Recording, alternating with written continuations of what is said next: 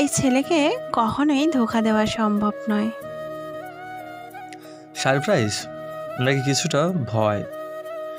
রাত যখন খাবার টেবিলে এলো তখন তার সামনে রাখা ছিল রাইসার হাতের বানানো বিরিয়ানি।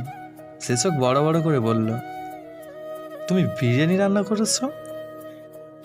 রাইসা গর্বিত। হ্যাঁ, তবে খেয়ে যদি বলো মানচিত্রের মতো হয়েছে তাহলে কিন্তু।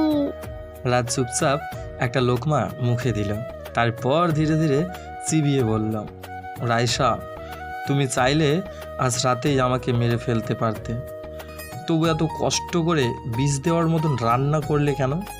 রাইসা একটা বালিশ তুলে রাজের দিকে ছুঁড়ে দিল।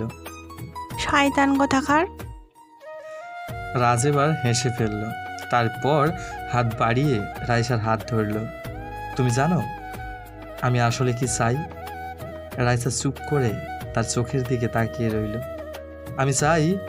সো বন্ধুরা, এর পরবর্তী পার্ট দেখার জন্য আমাদের চ্যানেলটি সাবস্ক্রাইব করুন, বেল আইকনের অল ঘন্টিটা বাজিয়ে দিন।